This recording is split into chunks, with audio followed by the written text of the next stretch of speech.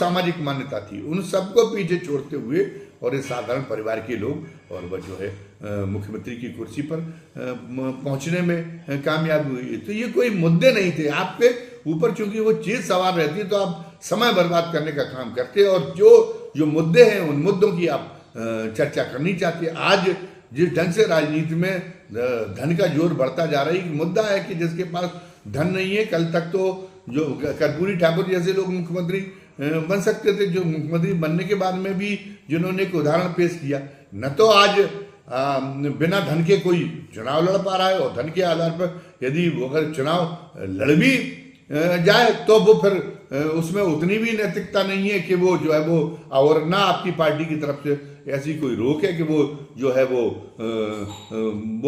कर्पूरी ठाकुर जैसे नेताओं का अनुसरण करे और वो अपना जो वो उसका जीवन इतना पारदर्शी हो कि लोग अनुमान लगा सके कि मुख्यमंत्री होने के बावजूद भी जो है वो उसका उन्होंने कहीं से ऐसा कुछ नहीं कमाया जिससे लगे कि उन्होंने सत्ता का दोहन किया, बल्कि आप तो यही सिद्धांत स्थापित करते जा रहे हैं।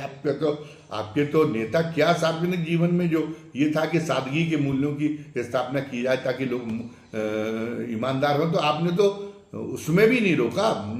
जब जो है आपने नोटबंदी लागू की थी तब भी आपके एक मंत्री ने अपने बेटे की शादी में 11 करोड़ रुपए खर्च किए थे, इतनी आपने शाही दावत की थी। और आपकी छूट है और आपकी अनदेखी का ही परिणाम है कि आज आपका हर मंत्री और विधायक बेखौफ होके और पैसे कमाने में लगा। लोगों को क्या दिखाई नहीं देता? लोगों के बीच के लोग कल तक जो सड़क पर चप्पलें चटका रहे थे, आज वो कहाँ से कहाँ पहुँच गए, ये लोगों को दिखाई दे रहा है। ये आपके 10 वर्ष के शासन में या आपकी उत्तर प्रदेश जैसे राज्य में जहाँ 7 वर्ष में सत्ता आई हो, वो कहाँ वो दिखाई दे रहा है? कहीं आपकी पार्टी की तरफ से कोई है इस बात का जोर है, ये बात कि वो जो है वो अपना उसमें एक अपने आप को एक उदाहरण के रूप में प्रस्तुत करें, ईमानदारी के रूप में?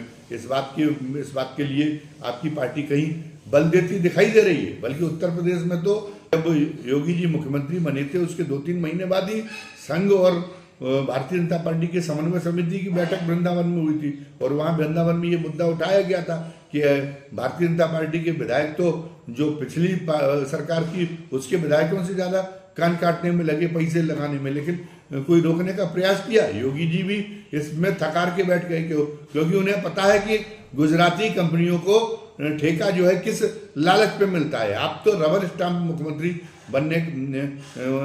बनाने का काम कर रहे हैं राज्यों में। क्यों? क्योंकि मुख्यमंत्री अपना गाड़ी घोड़ा और अपना उसमें मस्त रहे और बाकी आप जो है अपने हिसाब से अधिकारियों की टीम बनाएं और उसके बाद में आप जो है अपने राज्य की कंपनियों को ठेका दिलाएं। और वो कोई बिना लालच के तो हो नहीं रहा, तो सरकार चल रही है या कारोबार चल रहा है। तो आपको इन सारे मुद्दों की एक चर्चा करनी चाहिए थी। ये लगता था कि एक ऐसा व्यक्ति प्रधानमंत्री पे पहुंचा जिसका कोई परिवार नहीं है, वो जो है सार्वजनिक जीवन को स्वच्छ बनाने का काम करेगा, वो एक जो है नैतिक मूल्यों की पुनर्स्थापना का काम करेगा। लेकिन आप कोई नैतिक मूल्यों की प्रतिस्थापना का काम नहीं कर रहे।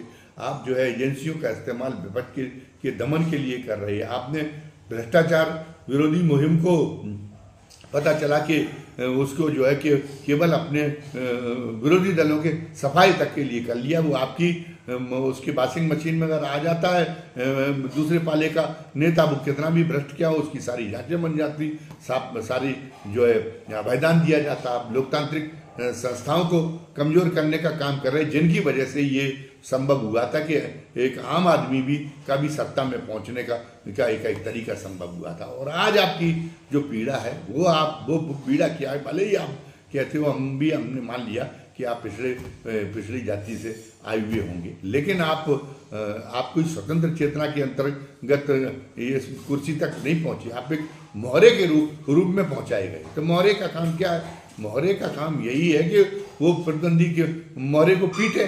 तो आपके माध्यम से ये जो सामाजिक क्रांति, जो लोकतंत्र सही तरीके से चल रहा था, जिससे संभव हुआ, जिससे जो है जो हाशिए पर पड़ी जातियों की जिन वर्ग सत्ता जिन पार्टियों की, उन पार्टियों का उभार हुआ, वे पार्टियां सत्ता में पहुंची उन पार्टियों के आम नेता सत्ता में पहुंचे जिससे वर्ण व्यवस्था की चूलें हिल गई।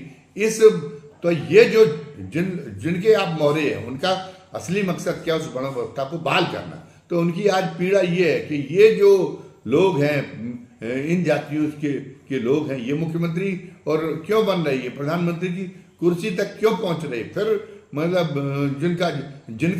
जिनका बारे में हमने ये लिख दिया कि उन्हीं का केवल सत्ता में रहना जन्म सिद्ध अधिकार है, उन्हीं तक। तो ये इस मान्यता पर आघात क्यों हो रहा है, उस मान्यता को की पुनर्स्थापना के लिए, उस मान्यता की, उस व्यवस्था की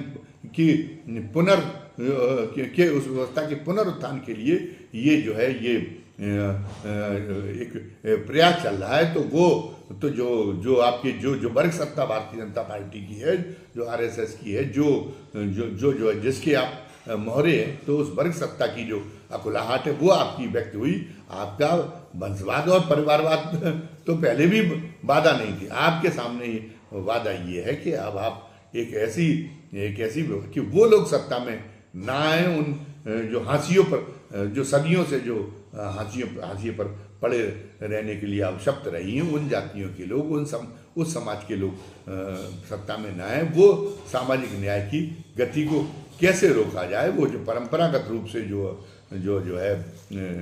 अभिजात्यवादी समाज है उसको वही जो है सत्ता का उपभोग करता रहे, वही समाज को अपने डंडे से हाँकता रहे। इसके लिए आप ये प्रवंचनाएं तमाम तारी रचते हैं और ऐसे मुद्दे उठाने का काम करते हैं। और वैसे तो ये जो बड़ा